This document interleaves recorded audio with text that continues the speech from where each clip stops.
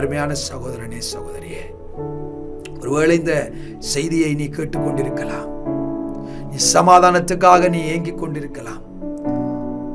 பாவ அடிமைத்தனத்திலிருந்து வெளியில வர முடியாம நீ கஷ்டப்பட்டு கொண்டிருக்கலாம். ஒவ்வொரு நாளும் நீ காலையில் எழும்புகிற போது இன்றைக்கு நான் இந்த பாவத்தை செய்யக்கூடாது தான் எழும்புகிறாய். உன்னை அறியாமலேயே அங்கே பின்னேரமாகி இரவு செல்ல செல்ல அந்த பாவம் உன்னை அழுத்துகிறது. உன்னை அறியாமலேயே அந்த பாவத்துக்குள்ளே நீ விழுந்து போகிறாய். மறுபடியும் காலையில் எழும்புகிற போது சமாதானம் இல்லை. நீ யோசிக்கிறாய், இன்றைக்கு நான் அந்த பாவத்தை நான் விடணும். நீ மனதில் தீர்மானம் எடுக்கிறா, ஆனா நீ தோற்று போகிறா. அடுத்த நாள் நீ தீர்மானம் எடுக்கிறா, தோற்று போகிறா. ஏனென்றால் நீ எடுக்கிற தீர்மானம் உன்னுடைய பலத்தில் எடுக்கிறாய். ஆனால் உன்னை படைத்த, உன்னை சிருஷ்டித்த, உன்னை உண்டாக்கின தேவனுடைய பலத்தினாலே நிறைந்து நீ அந்த தீர்மானத்தை நீ எடுப்பாயாக இருந்தால் அவர் அந்த காரியத்தை மாற்றுவார்.